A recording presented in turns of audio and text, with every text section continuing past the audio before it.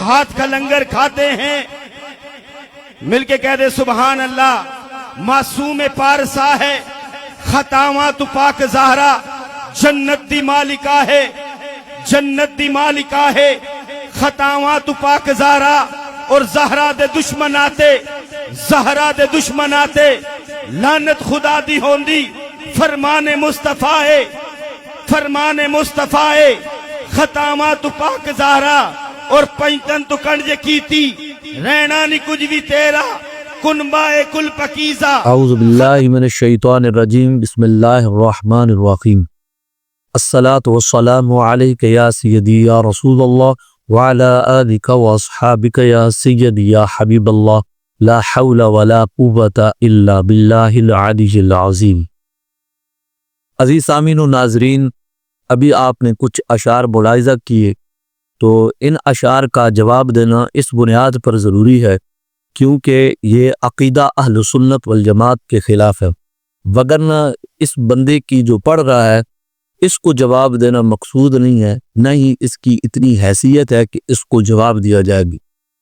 یہ لونڈے لپاڑے روافظ کی بولی بولنے والے جب لبادہ اہل سنت والجماعت اوڑھ کر اہل سنت والجماعت کے سٹیجوں پر آ جاتے ہیں، تو اس وقت جب یہ اہل سنت والجماعت کے نظریات کے ساتھ کھلا کھیل کھیلتے ہیں تو اس وقت جواب دینے کی ضرورت پیش آتی ہے۔ تو ان کو ایک تو سٹیج کے تقدس کا بالکل بھی علم نہیں ہوتا، اور یہ سرعام علماء کی پگڑیاں اچھالتے ہیں، اور علماء جب ان سے رابطہ کرتے ہیں تو یہ علماء کو صریح طور پر گالیاں دیتے ہیں۔ خیر، یہ ان کا ایک اپنا کریکٹر ہے، ان کا اپنا کردار ہے، ہمیں اس کی طرف جانے کی کوئی ضرورت نہیں۔ لہٰذا جو عقیدہ اہل سنت والجماعت پر ڈاکہ ڈالے گا ہم اس کو جواب دیں گے، اور جواب اس کو بالخصوص یہ جواب اس کو بھی ہے جو اس کو ان کاموں کی طرف لگاتا ہے، ایسے نوجوانوں کو جو ان کے پیچھے لوگ موجود ہیں، اور جو پنڈی کی بولی بالخصوص قلقنگ شہر کے اندر اب بولی جانے لگی ہے، تو اس کا رکاوٹ کے لیے یہ ویڈیو بھی بنائی جا رہی ہے، اور یہ میں سمجھتا ہوں کہ یہ بہت ضروری ہے۔ ہم کسی کی ذاتیات پر حملہ نہیں کر رہے، بلکہ ہم عقیدہ اہل سنت والجماعت پہ گفتگو کر رہے ہیں۔ اب اس نے جو اشعار پڑھے ہیں، معصوم پارسا ہے خطاواں تو پاک زہرا، جنت دی مالکہ ہے خطاواں تو پاک زہرا، اس طریقے سے آگے اس نے اشعار پڑھے۔ اب یہاں پر معصوم جو معنی ہے وہ متعین ہو چکا ہے۔ معصوم کا جو معنی ہے یہ وہی معصوم کا لفظ اب جناب والا اس معنی میں لیا جائے گا جو نبیوں کے لیے استعمال کیا جاتا ہے، کیونکہ یہاں پر ایک قرینہ موجود ہے۔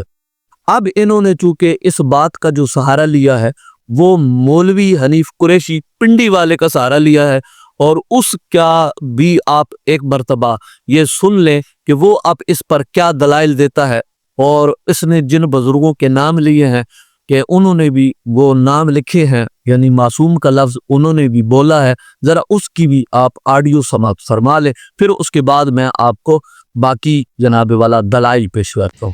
تو اب اگر کوئی سنی العقیدہ شخص لفظ معصوم اپنے کلام میں استعمال کرتا ہے تو اس کے عقیدے کی صراحت اور وضاحت کی وجہ سے اس لفظ کی تعویل کی جائے گی کہ یہ اپنے لغوی معنی میں یعنی محفوظ کے معنی میں استعمال ہوا ہے، اور اس میں بھی کوئی دوسری رائے نہیں ہے کہ اہل سنت و جماعت کی بڑی بڑی مقتدر شخصیات نے یہ لفظ غیر انبیاء کے لیے اور غیر ملائکہ کے لیے اپنی کتابوں میں استعمال کیا ہے۔ امام فخر الدین رازی کی کتابوں میں، امام قرطبی کی کتابوں میں، علامہ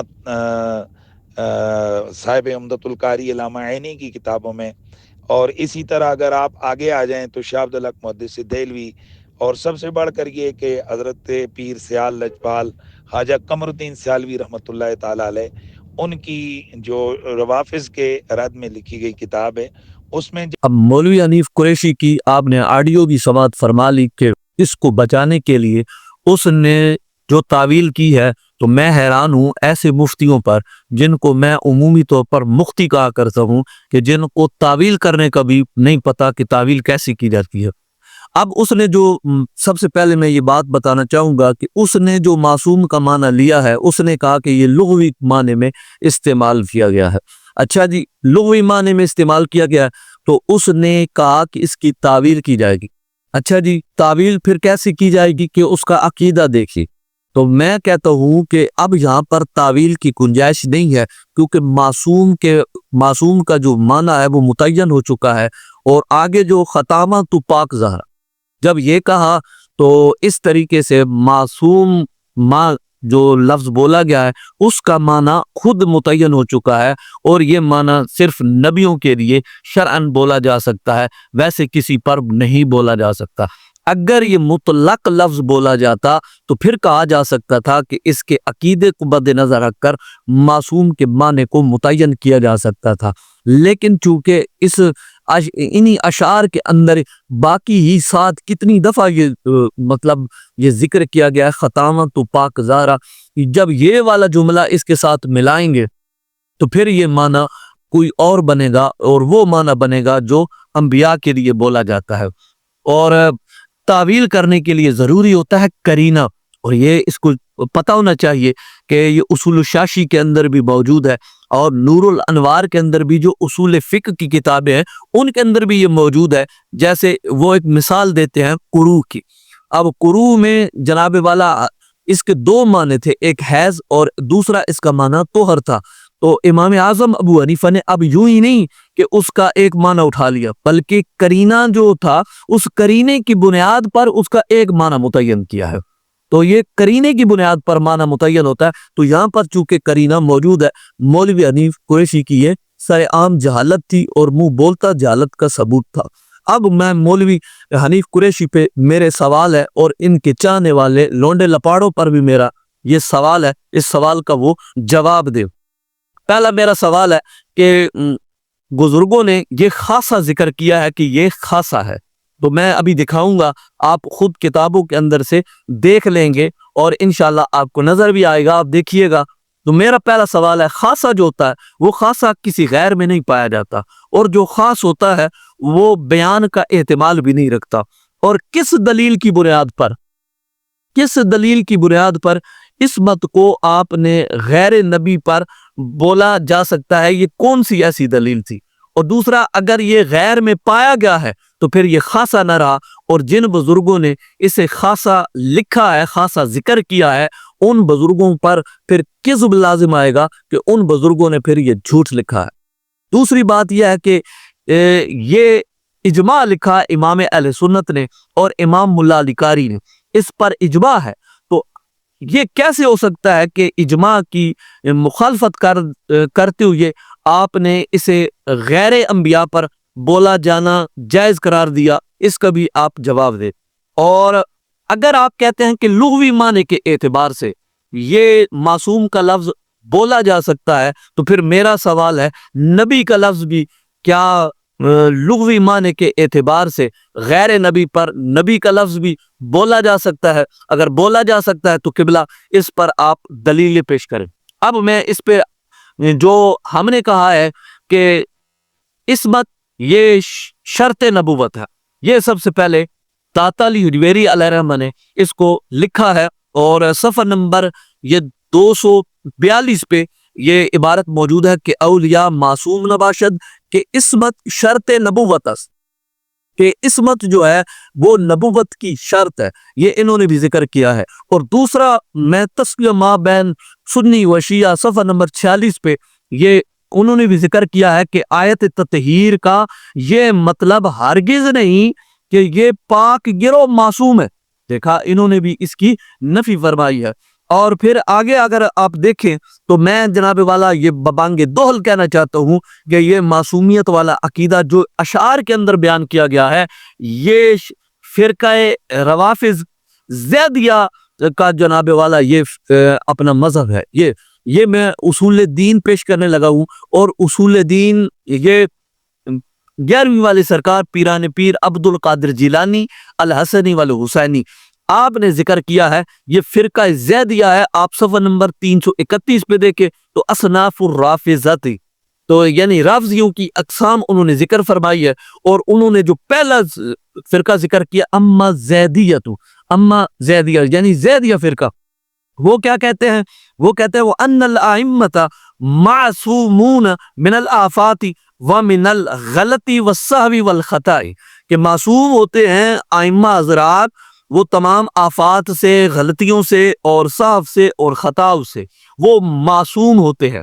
اور اب ائمہ کے بارے میں، غیر نبیوں کے بارے میں وہ یہ عقیدہ رکھتے تھے غلطیوں سے بھی اور سہو سے بھی اور تمام آفات سے بھی اور تمام خطاؤں سے پاک ہونے کا عقیدہ یہ زیدیہ کا ہے۔ یہ پیران پیر عبد القادر جیلانی الحسنی والحسینی نے اس کو ذکر کیا ہے۔ تو جی ہاں، شعر کے اندر بھی یہی چیز موجود تھی جو میں نے آپ کو اصول دین کے حوالے سے پیش کی ہے۔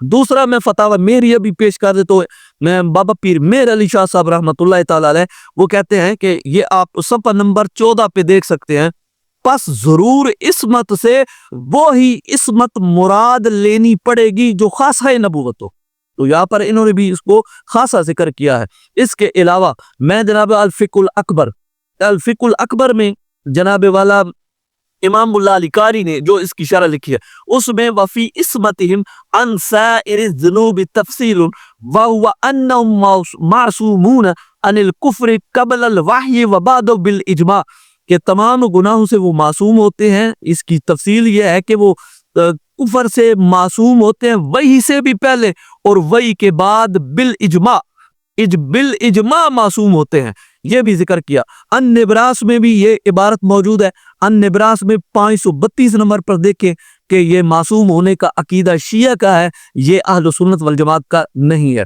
اور اس پر امام اہل سنت مجدد دین و ملت الشاہ امام احمد رضا خان فاضل بریلوی نے جلد نمبر 14 پہ جو عبارت لکھی ہے، انہوں نے بھی اسی اجماع کا ذکر کیا۔ جس طرح اجماع اہل سنت ہے کہ بشر میں انبیاء علیہ السلام کے سوا کوئی معصوم نہیں، جو دوسرے کو معصوم مانے اہل سنت سے خارج ہے، یہ امام اہل سنت کا اس بات پر فتویٰ ہے۔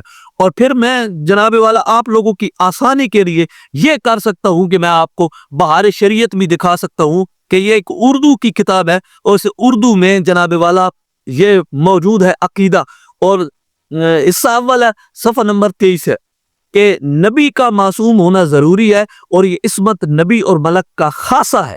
میں نے دیکھا، میں نے پہلے بتایا یہ خاصہ ہے، اور کہ نبی اور فرشتے کے سوا کوئی معصوم نہیں۔ اماموں کو انبیاء کی طرح معصوم سمجھنا گمراہی اور بددینی ہے۔ عصمت انبیاء کے یہ معنی ہے کہ ان کے لیے حفظ الہی کا وعدہ ہو لیا، جس کے سبب سے ان سے صدور گناہ شرعاً معال ہے۔ اب یہاں پر دیکھیں یہ معنی جو بیان کیا ہے، یہ بالکل بعین ہی اشعار ان کے بالکل جناب والا یہ پایا جاتا ہے، اور یہ عصمت ان کے اندر آتی ہے۔ تو اب میں لہٰذا یہ جو چیزیں یہ حوالہ جات پیش کی ہیں، ان حوالہ جات سے یہ بات ثابت ہوتی ہے کہ جو معصوم ہونا ہے یہ صرف نبیوں کے لیے خاص ہے، اور اس کے علاوہ فرشتوں کے لیے خاص ہے۔